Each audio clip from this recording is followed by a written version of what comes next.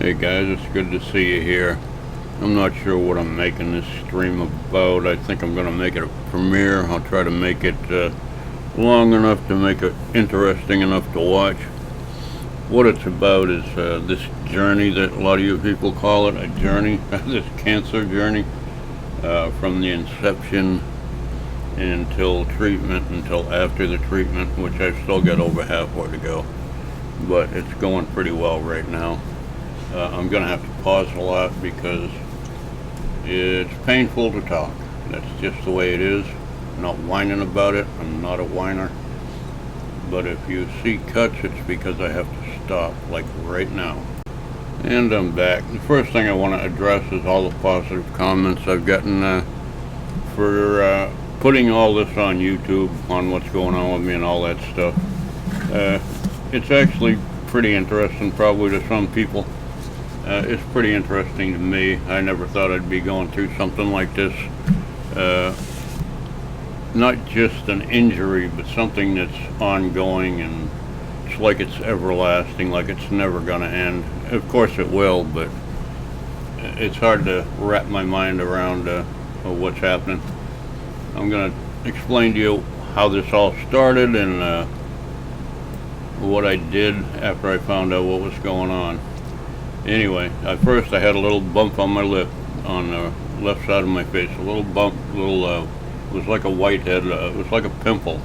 I've never had acne, so I'm not that familiar with pimples and whatnot. I was blessed with a fair complexion, so I didn't have to worry about that. But one day it was there, and then I squeezed it because it was gross looking. And from that day on, it just started growing and growing and growing and growing. It got to be about the size of a silver dollar. And I didn't want to admit it, but I knew it was a tumor, some type of a tumor. I thought maybe it was a staph infection, something like that. But that's not what it turned out to be. Anyway, I started calling around. I got an appointment with a dermatologist. It was about 2 weeks after I got a hold of him. It was the closest I could get in to see anybody. So I went to see him about 3 weeks after I found it. 2 or 3 weeks after I discovered this thing and wanted to find out what was going on. Well, I went to see him, and he did a culture on it. He didn't do a biopsy for some reason. He did a culture on it to see if it was a staph infection. That took 2 more weeks. That came in. He said, "Well, it's not a staph infection." So he referred me to a nurse practitioner, a doctor, in the doctor's office I used to go to see, Dr. Sorseth. I went to see his nurse practitioner about a week after that. Got in there, and he referred me to a plastic surgeon that deals with cancerous tumors. He does restoration services afterwards. I don't know why he sent me to a plastic surgeon, but anyway, that's what he did. And about 2 weeks later, I went and saw that guy. Actually, it was about 3 weeks. Went and saw that guy. He did a biopsy, and I'll tell you what, that frickin' smarted. By that time, it was very sore to touch. He tried to numb it so he could get a biopsy. He stuck me 4 times with a needle in the lip, and I about broke his neck. I was pissed. And he finally got the needle in and got my lip numbed. And I apologize for being so hostile, but it was painful. Anyway, he did the biopsy. It took about a week and a half after that before they got the results. And they called me and told me it was squamous carcinoma skin cancer is what it was. And he didn't even make a referral, so that was weird. So I went back to the nurse's assistant, whatever you call them. They're like a doctor, but they're not quite a doctor. Anyway, I went back to see them. I said, "Look, you got to make me a referral to this Texoma oncology place. They will not see me without a doctor's referral." So after a couple days, I got that referral taken care of, and then I started going up there, was filling out all the paperwork and all that stuff, and come to find out, after the paperwork was all done, It was like I had to pay $144,000 for the treatment that they were going to give me which is what I'm going through right now, to get all this taken care of. And I'm going, oh crap. So I told them I only have Medicare. When you retire, you get Medicare automatically. You get Part A, it's free. And you usually get Part B too, if you're not a dumbass like me. I declined Part B. Big mistake. It covers the doctors. It would have covered a lot of this stuff.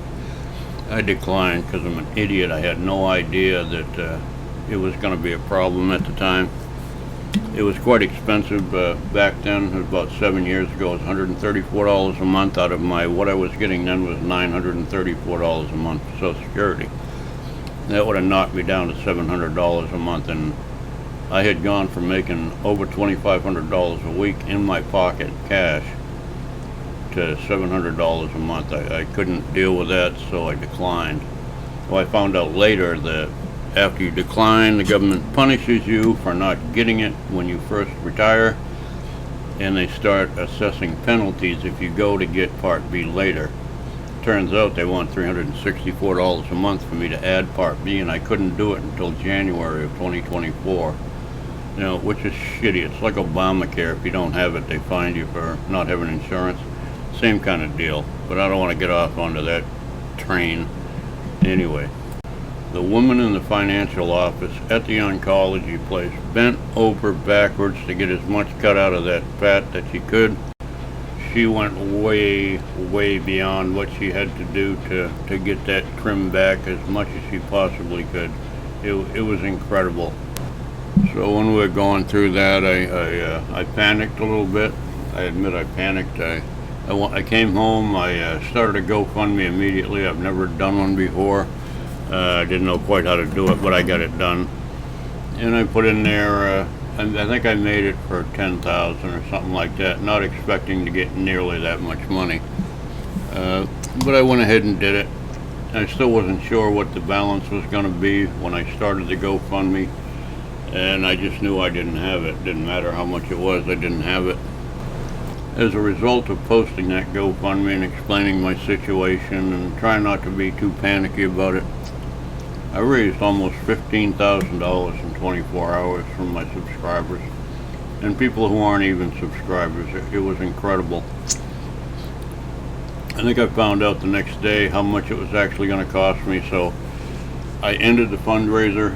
The fundraiser is actually still there, but you can't donate anymore. It's just there to show the amount that I raised, and it's got the names of all the people who donated, unless they went anonymous. But yeah, I got funded by people who don't even subscribe to my channel. I wouldn't be surprised if some of the First Amendment auditors actually donated, as I got a lot of positive feedback from a bunch of them. I've gotten emails from people that I make videos about, and it's been pretty positive. I even got an email from one female auditor who's married and didn't want me to post what she said in the email because I think probably because her old man would beat the crap out of her if he found out she was emailing me. That's sad. That's just my opinion. I don't know if that's the case, but yeah. And Riot Girl, of course, she's left me a couple positive comments about it, which is all good. And you guys, thousands and thousands and thousands of comments. I couldn't even cover them all. I mean, there's so many. It's crazy. I never expected that kind of support. It's insane. I thought I might raise a couple grand, and I was just blown away by that. And I'm not an emotional person. I don't get emotional, but that actually made me emotional. I'm just not an emotional person. I don't know how to deal with that stuff. But it was pretty cool. But besides all that positive stuff, I got some real idiots making really hateful comments on a couple of my videos. They all came from Chris with Tyranny's channel, telling me I deserve to get cancer because I was a dick and shit like that. Which is just, I just overlooked that stuff. It just tells you the level of scum that First Amendment auditors are. I mean, I don't know how to put it any other way. It's just terrible. But anyway, then they're not the relevant ones here. You guys are the relevant ones, the ones that have been helping out, and the guys that sent me all the good wishes and And just because you didn't send money to my GoFundMe because you couldn't afford it, don't even think about that. That's just, get that thought right out of your head. Just your moral support alone is worth gold. Anyway, now I'm just going to show you the progression of what's going on here. You can see the picture on the top there. You can see my nose a little bit swelling up. My lip is really, really big on the right hand side as you're looking at the screen. Right under my nose here, there's two little bumps, and my lip is swollen, and there's an open wound there. That was day 1 of the treatment. That's before I started getting treatment. And then the one under it is day 10 of treatment. You can see it a little bit, not real well, but it's gone down about probably about a quarter of the size. It's gone down. The open wound is still there. Now let's take a look at some more. These images here is the picture on the left is me about 6 years ago. I think that picture was taken. I've got a lot more gray in my face than I had then. Everything else is about the same. A little older, that's all. The one on the right is after 15 days of treatment. As you can see, that has gone down considerably.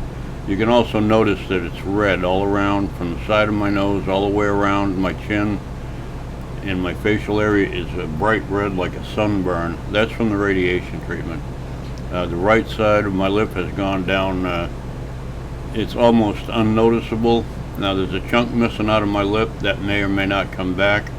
Now they told me that my mustache will probably not grow back on the left side here because of the damage from the cancer.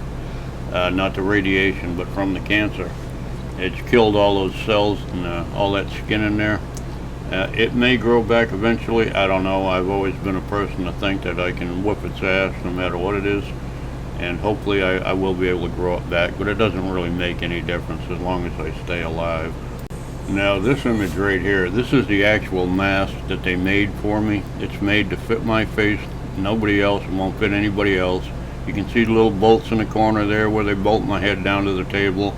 Right above the mask you can see what looks like clear plastic. That's where my head goes.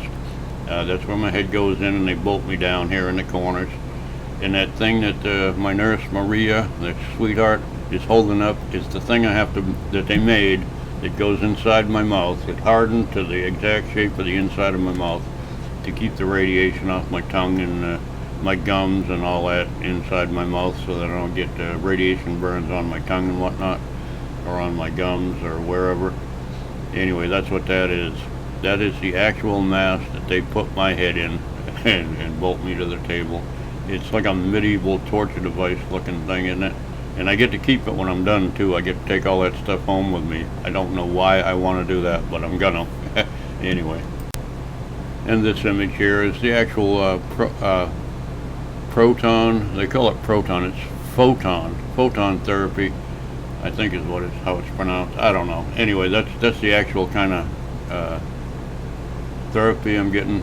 It's targeted right to the specific tumor. They write a program. They scan your head the first day. They write a program so it only covers the tumor itself. It doesn't cover any extraneous tissue or anything like that.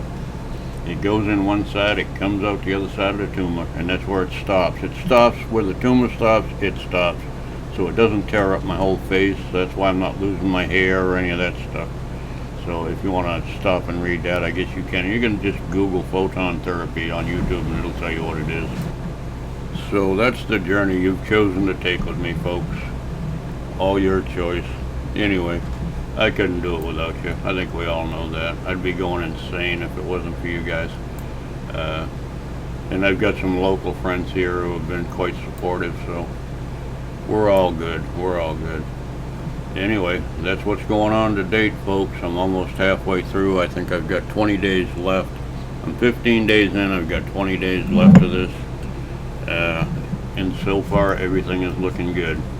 The cancer is disappearing. I won't know exactly what's going on towards the end, until towards the end sometime. And I imagine I'll have to do a follow-up at some point to make sure it's all gone. I don't know. Anyway, that's what's happening, folks.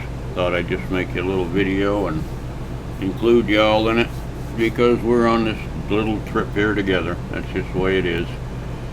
I will talk to you folks later. I love you all. Bye.